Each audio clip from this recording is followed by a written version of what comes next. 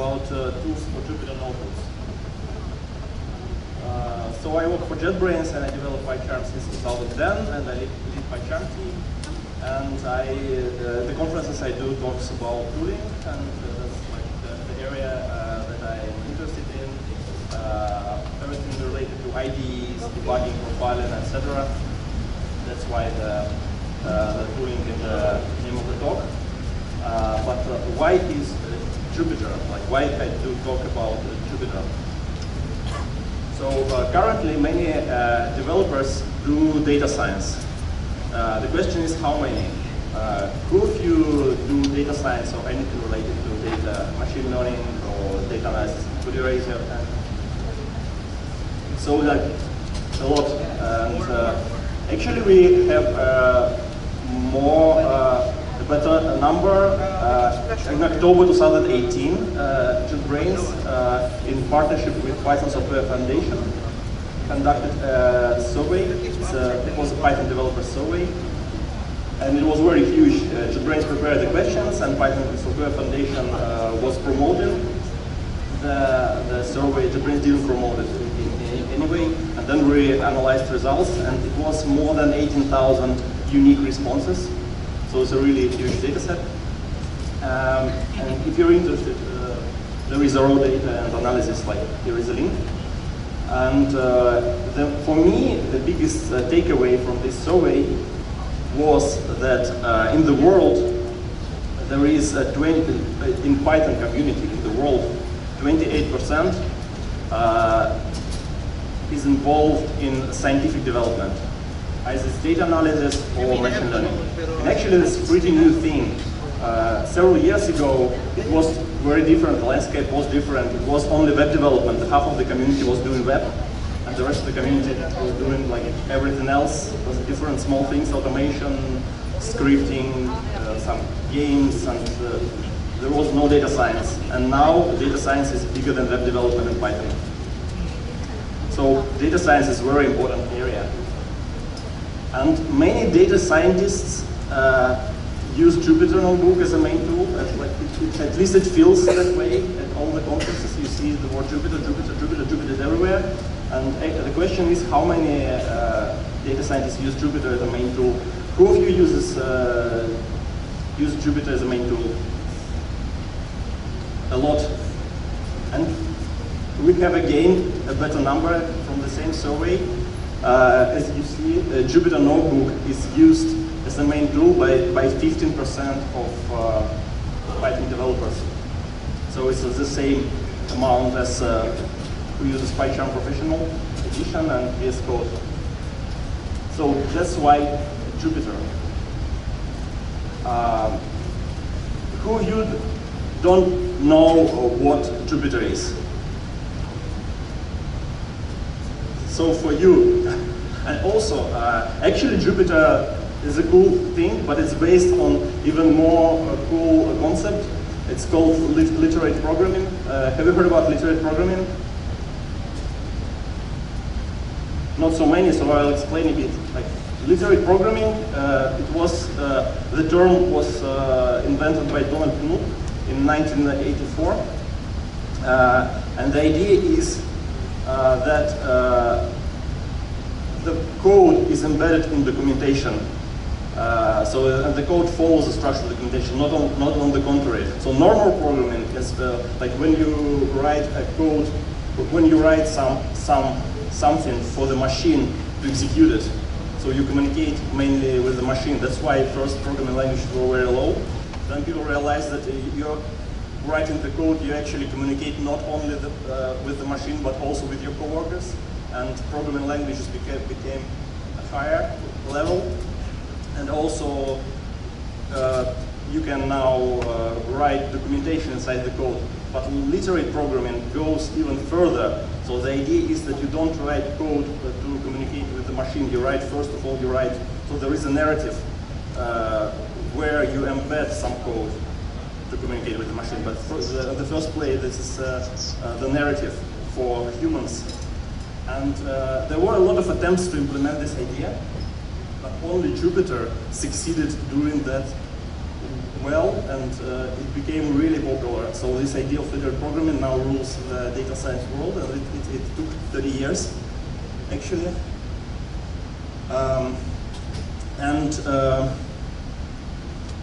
I can show,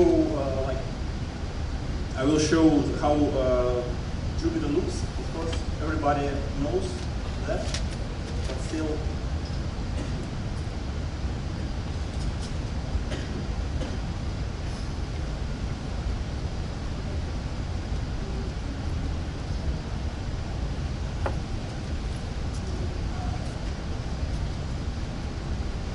To back the words that I'm pronouncing. So here is a Jupyter notebook, and actually that's not a program. That's not something you want the machine to do. It's a tutorial of Python. It's a learning material, so it has linear flow, but you have the code which is executable. And that is the exact implementation of the idea of literate programming. But when you want to do more complex things, your code that you embed into the notebook becomes bigger and bigger, it becomes more complicated. Sometimes you want to extract something into some libraries, external files, and your literate programming becomes not that literate, so you go a bit back to the normal programming. And here, the Jupyter struggles. So my talk is called Best Tools for Jupyter Notebook. But you would ask, like, Jupyter is already a tool. It is, but it has a lot of problems. So there are a lot of articles, talks about how Jupyter actually is not working. And those are all great materials. I really encourage you to read about that, read them to learn about that. But I disagree in many aspects, because when people write that Jupyter sucks, they don't realize that it sucks only because it's misused. And when people say that Jupyter notebooks suck, there should be a very strict line between two different things. Jupyter notebook as a concept, as an implementation of literate programming, and Jupyter notebook as a tool, as a web application which allows you to edit this file, the underlying file, and launch the underlying Jupyter notebook engine. Those are different things. And the problems that people mention is that Jupyter Notebook has hidden state, that you can execute things out of order, that you cannot make a diff and merge the files, so when you change something you cannot compare with the previous version. It's hard to refactor, debug and test, and it leads actually to bad practices and bad code. And that's all true. It has a lot of problems. But good news is that tooling solves most of the problems. At least tooling can solve all the problems. It's able to. And the agenda of this talk is introduction. The agenda of this talk is that I'm going to show some tools which allow you to use Jupyter Notebook in a bit differently, depending on the task you solve, and they actually do, some of them do totally different things, some of them try to do the same thing but from different perspectives.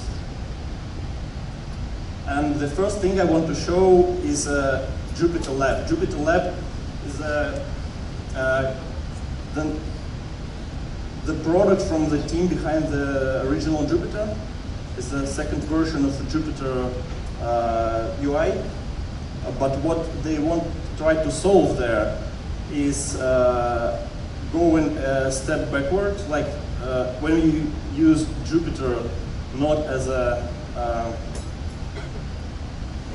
text, but you try to achieve more complex stuff, sometimes you lack IDE functionality in Jupyter Notebooks. You want to use shell commands, you want to attach the console, you want to have different Python files that are included or used somehow, and JupyterLab is something that allows you to do that. It's Jupyter plus IDE functionality. Have you heard about JupyterLab? Have you used it?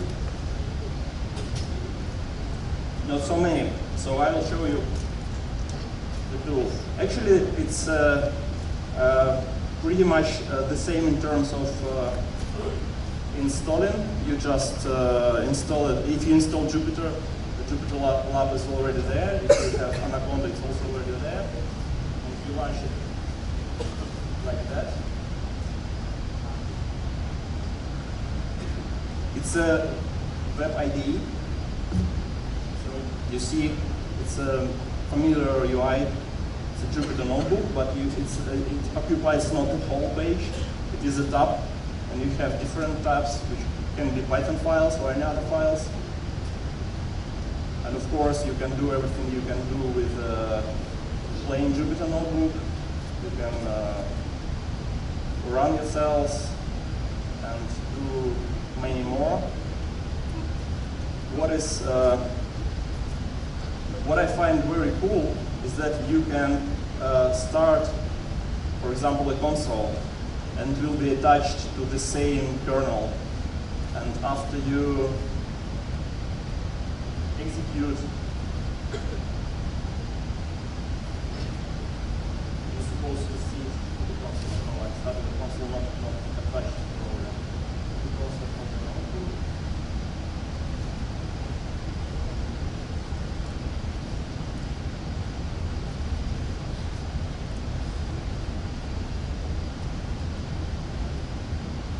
Yeah, by the way, I forgot to say that I will do a lot of demos. If anything goes wrong, I don't do push-ups. Sorry. So just to show like what it can do, you can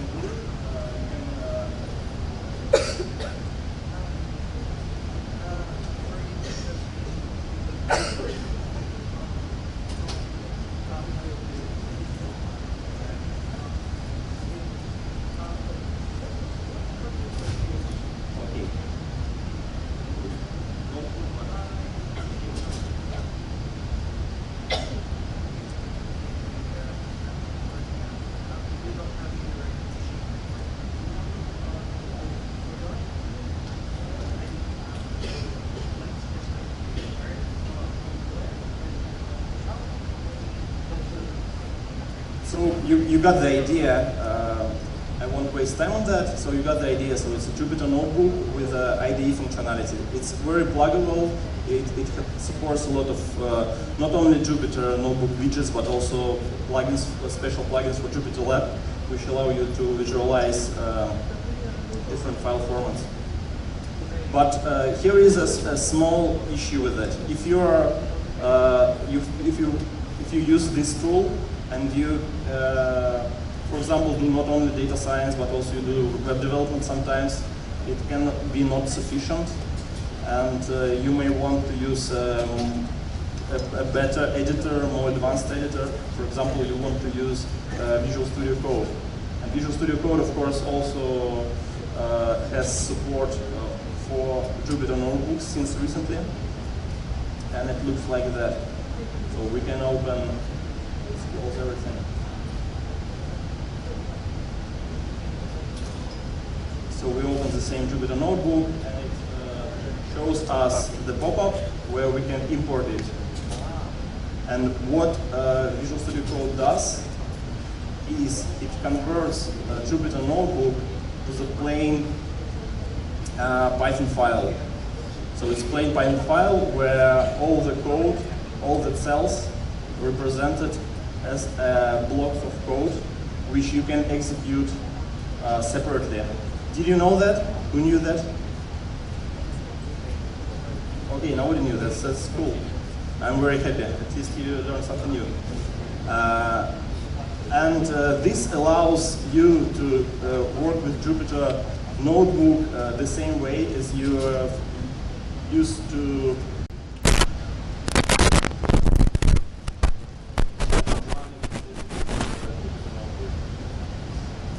So you see, all the output is presented on the right, and it actually is a console, which so everything you write is at the bottom. So it solves one of the problems. So it actually solves two of the problem of Jupyter, of original Jupyter notebook. Even three problems. First problem, it solves that you can use the editor, full-fledged editor to edit your code in the notebook. Second is after you converted notebook to the Python file, you can merge it and diff it in version control.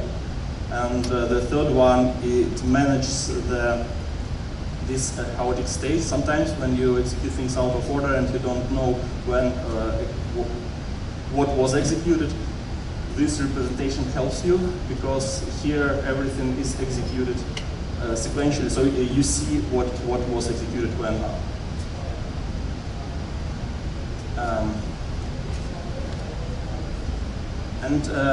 Actually, this idea of presenting Jupyter Notebook as a text, it's not new. It wasn't invented by Microsoft. The first project that did that was JupyText, and the idea there was also like to provide the users of Jupyter Notebook the possibility to edit the Jupyter code in any IDE, any editor. And I find it even more useful than Visual Studio Code support, because Visual Studio Code support is tied to Visual Studio Code, and it's not synchronizing. The downside of this support is it's not synchronizing this Python file with the original Jupyter Notebook. So you have Python file, but it's complicated to get the changes back. And JupyText works better. You can install it in PyPI as a Python package, and after you do that, and after you open Jupyter Notebook, you get in the file menu, you get this JupyText action group, and there you can select what types of files you want to JupyText to export to. So you can choose, for example, light screen. So let's do that. Let's disable this. Okay, so it's disabled already. So for example, we can choose this thing, and after we save,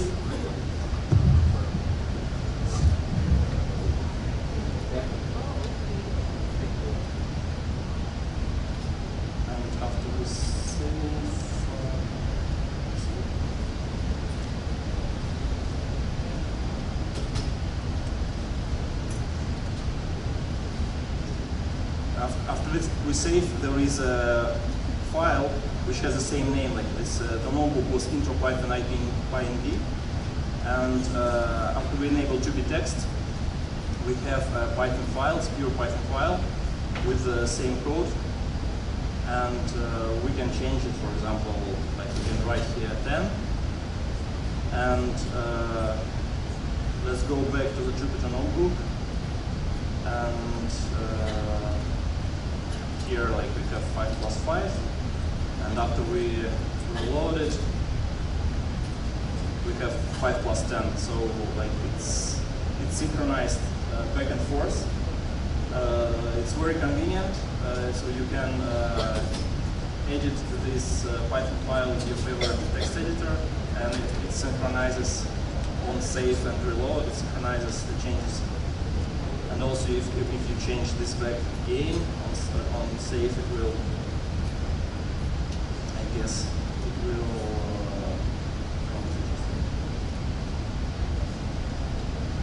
change it back. But this looks a bit limited because you cannot execute it from here. This is Atom Editor, which I use, and I want to show you one cool thing, which is implemented for Atom Editor, It's a plugin for atom editor called Hydrogen. And you can install it to the editor. And JupyText support Hydrogen format. So you can choose here not light script, but you can choose pay a notebook with Hydrogen script. And after we save that and we reopen, we see that this Python is file format Hydrogen. And what it means that we can execute it. Like I press Ctrl Enter, and you see like +5 + 5, it's 10 here, so it's a result. And I can go back, can go line by line and evaluate things. And even I can go to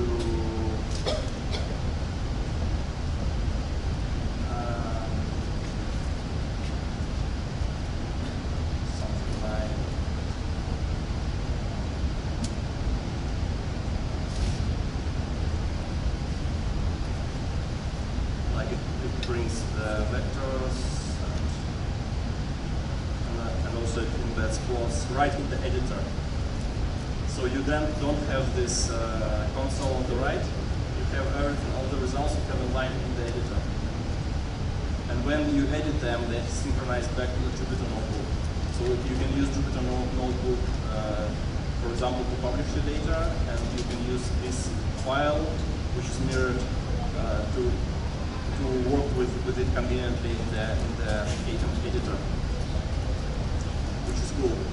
Oh, JupyText also support, by the way, just to mention, it also supports R Markdown. So you can choose mirroring with R Markdown, and you see there is R Markdown script, and that means that you can use even RStudio to edit your Jupyter notebook. And for many people it's very unexpected that RStudio supports Python. So if you come, who does R? It's cool. If you use also R along with Python, you can use RStudio, and you can edit Python Jupyter notebooks mirror to R Markdown in RStudio. It's a very nice.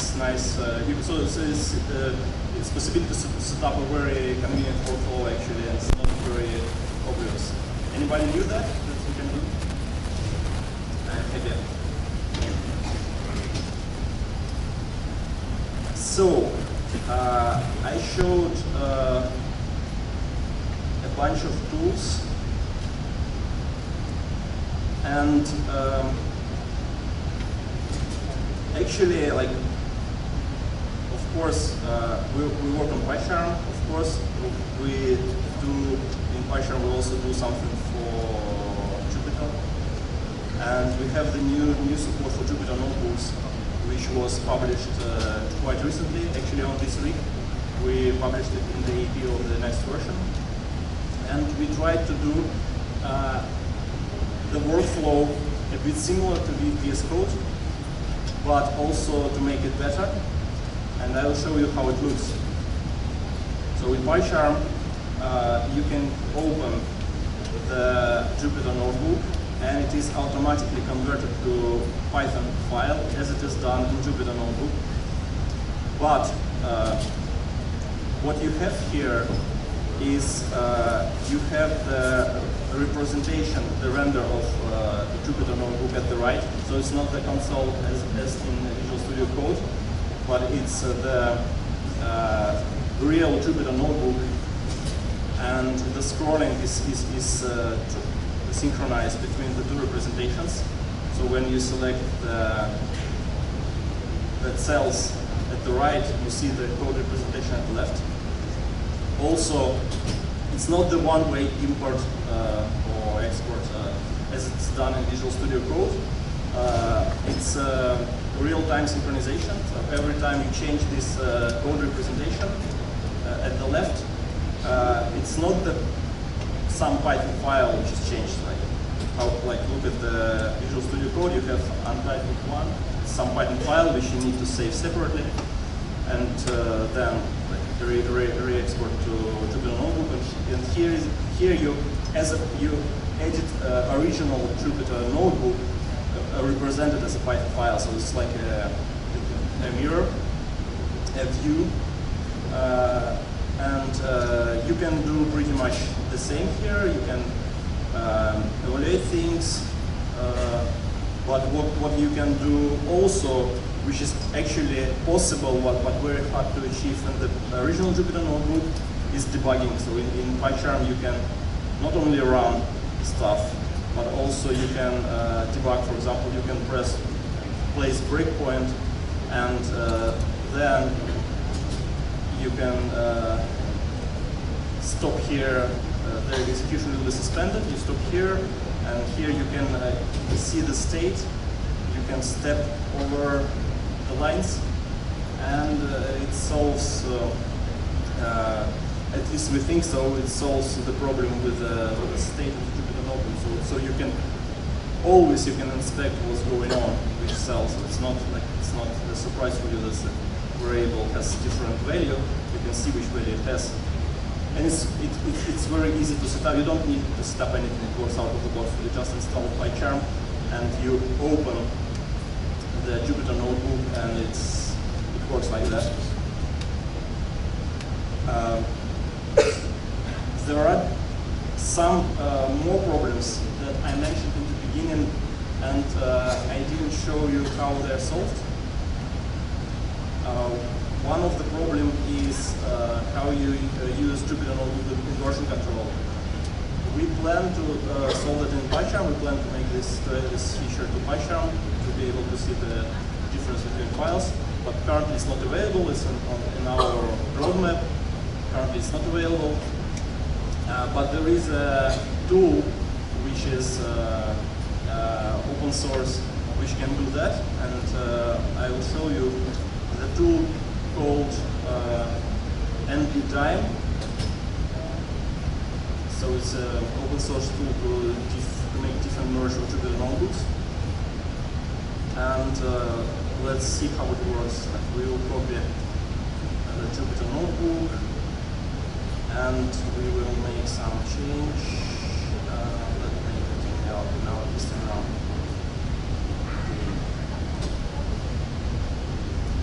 No push-ups, no.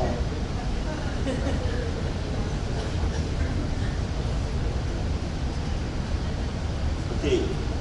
I think that's that's the build I'm showing. It's EAP build, like published on this week. Sorry for this problem. I probably need to restart it.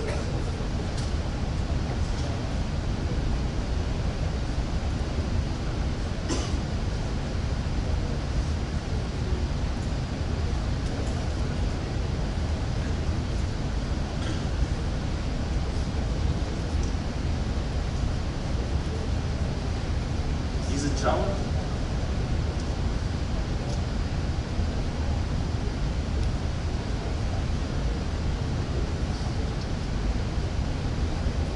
So, we were going to edit this thing, and I wanted to change the histogram, right? Why?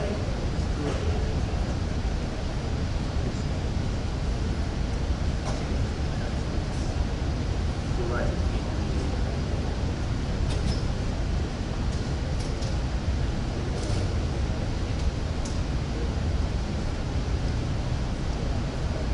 Let's change it to 2. No, let's change it to 7. This looks similar.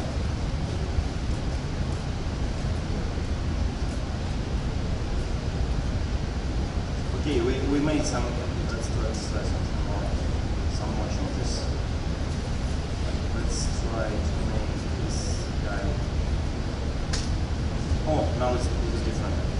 And now we can write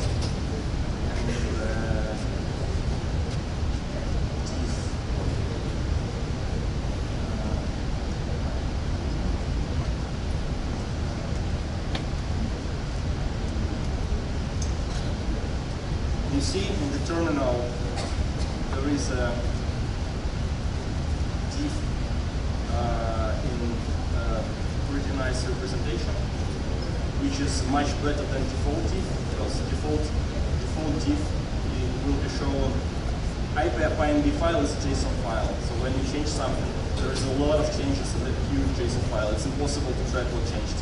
And here you see the exact change. But that is not good enough because it's not visual, and then the div allows you to do even better, so you can write something like that.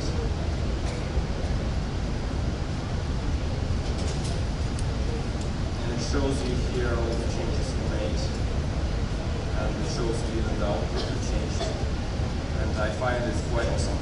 I think we will integrate it to the PyCharm to work it right in the UI, but it's not there yet. Another problem of Jupyter Notebook, so how Jupyter Notebook is used? It's used to work with data, to learn about data, to make some investigation, to build models, but also it's used to report the results. And it's not sometimes it's not good to report the results as a Jupyter Notebook file, and people do that. They send Jupyter Notebook via email. It's not very good because the file itself can be very huge, as it contains data. And it's also you can edit it and you can spoil it. So the better way would be to be able to convert notebook to something different, to make reports or presentations. And there is another tool that does that. It's called NB-convert, and it allows you to convert Jupyter Notebook to different file formats. And I will show you how you can achieve that. So it's kind of a mistake.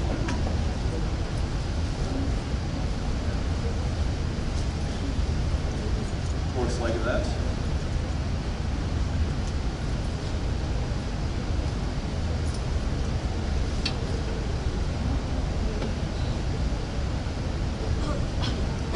Okay, you see that there is a intro Python PDF, which we will open.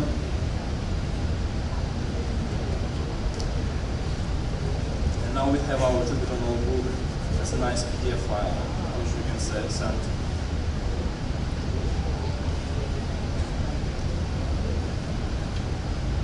But sending things by email is not cool. Actually, that would be nice to store it somewhere on the web. And of course, you can make the GitHub project and put notebook there, but it takes time to set up a project. It's not very fast. There is a faster way, which I will show you. So I use Dropbox to store this presentation. And here, I know it's good to do it differently.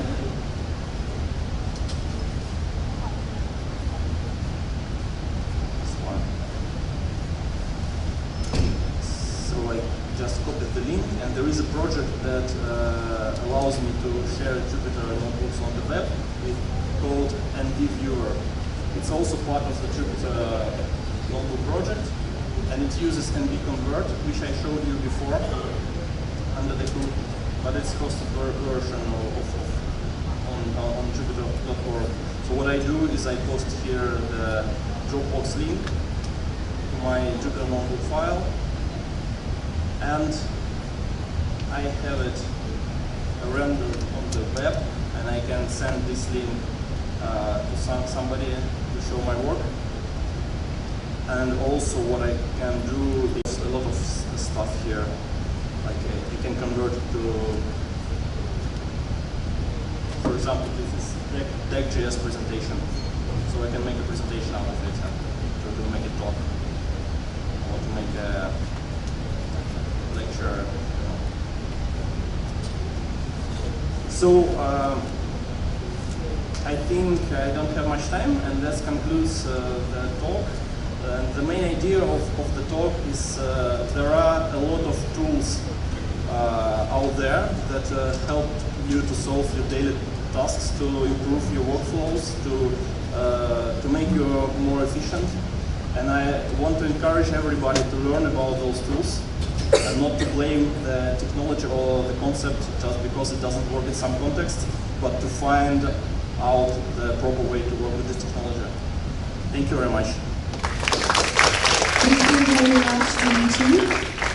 So this time I'd like to ask if there are questions from the audience. We can take around. Yes, we have one. Yes, sir. Yeah. For the questions, actually we have t-shirts like that. So for questions, we'll give t-shirts after the talk at the booth. Yes. So there's a shirt. Yes, sir. Can you please? I'll come to you, Nana. I'm Johannes Pasqua, I'm a faculty in USTP. So actually, I teach Python in my class, and I found the Jupyter Notebook to be a very, very good tool to convey to students the lecture because it's quite interactive. And I'm also into MicroPython, which is the Python for microcontrollers. It's a stripped down version of Python. I've seen the lightning talk. Yeah. So I'm wondering if I could use Jupyter Notebook in showing to my students the MicroPython. So you see, if I can understand it right, the Jupyter Notebook simply runs on top of the Python interpreter, right? So everything that the notebook does is based on the operation of the Python interpreter. Now, to simplify the question is, if I have an interpreter which is for a MicroPython, which is a stripped down version of that, is it possible to embed that in the Jupyter Notebook? Make it simplified. And I use another interpreter, a stripped down version interpreter, to run over the Jupyter Notebook, so that I can now teach the other versions of the interpreter in a notebook. That's an awesome question. I actually like MicroPython as a concept because it's the way to run very high-level language on the minimalistic hardware. And I know not very much about MicroPython. I know that it's very limited implementation of the language to fit into the minimalistic hardware, into the memory, and it lacks some standard library, I think.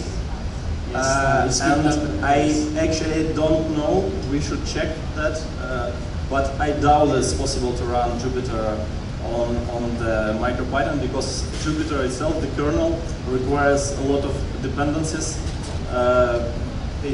Internally, it makes network communication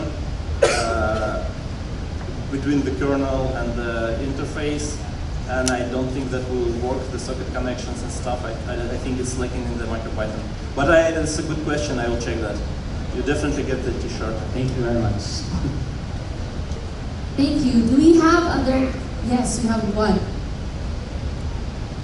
You're next. Hi, good afternoon. I've been using PyCharm for years now. And I know there is this end user license agreement that you gave out. In layman's term, how does PyCharm collect data from the users? How PyCharm collects data from the users. Which kind of data? Yeah. For example, the usage. Are they collecting, for example, source code from the users? Source code? No, of course not. So everything. So PyCharm makes a very deep analysis of your code. It introspects the code, makes static analysis, analyzes type flow, but all that happens on the local machine. There is the code is not sent anywhere. We never did that, and actually now we even more strict in all the network interactions because in Europe there is a GDPR law which is very strict about that. So you are not allowed.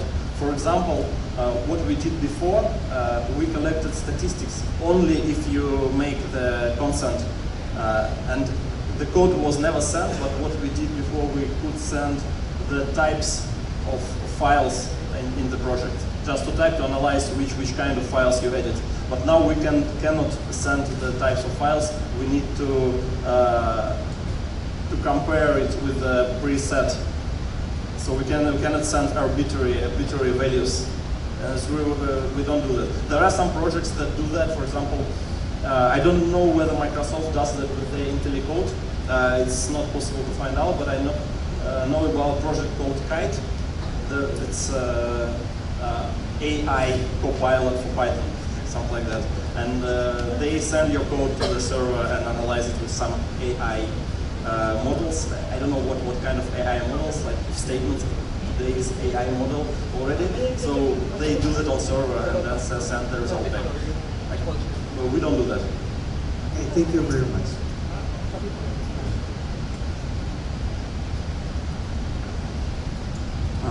Hi, I'm Richard Lumabi. My team has been playing with Jupyter Notebook for quite some time, and I believe this presentation has given us many ideas in order to visualize our models. So, we've been playing with a big model, a big data set of around 1 million rows. And I'm just wondering if these tools that you mentioned, these additional visualization tools that are pretty to see, but I just want to know if these have overhead to the system, since playing with a million rows of data is quite heavy to the system and it may cause problems. So I'm just wondering. Good question. Actually, yeah, using big data inside the Jupyter Notebook is one more problem of Jupyter Notebook implementation, which I didn't mention. And speaking about PyCharm, the answer is I don't know, because we just released this version after some work. We released it recently. And we're working on the UX part, but we didn't test it on the big data. And I offer you to try and to say whether it works for your big data, because big data is also, it can be very different. How big is your big data is a big question. And I can offer you to try and say the other tools, I didn't use much VS Code and Atom. I used JupyterLab, because for me it was very interesting to try how the web IDE can handle the big data, whether it can be responsive in the browser and stuff. And actually I was surprised that JupyterLab works pretty well. It's very responsive, and it can show you the big data set with some of the plugins. I'm not sure that it works all the time, but with some of the viewers, for example, you can view the CSV files, big CSV files, and I think it works pretty well with big Jupyter notebooks. But after some size, it also struggles, of course. It depends on the size. Thank you very much. I have one last question. Kaya ba ba? Timer? 2, okay. Kayong dalawa na lang po.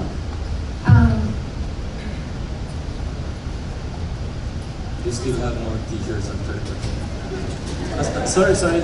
You still have more t-shirts after Yes. Just that's not the question. The question is related to the one you said, NDView. Yeah. So I'm Raymond, I'm a security engineer at Line. I would like to know if you share something like that, if you have like sensitive information, and you protect that, let's say, and make it like, say, protect it with password or whatever. I think no. NBViewer itself is open source. I think you can make the hosted version, but you will need to make additional steps to protect it.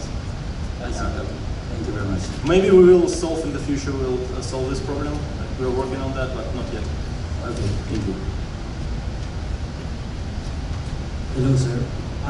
Actually, I'm a beginner in Python. So, my question is, a lot of tools were presented, and I saw there is a tool for merging. So how does the versioning works in Jupyter? So if, for example, I merge two notebooks, and unfortunately I want to revert back. That depends on what version control system you use. So in your Jupyter notebook, there is no versioning at all. So there is a Jupyter file, and you change it, you don't have the previous version. So there is the way to, there is some version, and no, it's not true, not fully true. There is some version in, I can show you, there is a concept called checkpoints. So it's some kind of versioning, but it's not full version control. So you need, when you use Jupyter Notebook, you need some version control. Either it's a proper PCS, Git or something, or you use simpler version like in Dropbox, you can revert to different states, which it's okay to, I don't know, to simple things, but I would not recommend that for the proper development. I would recommend to use Git, and then upon that to use NBDiff to see the difference between different revisions. Thank you. Any last minute questions? Yes.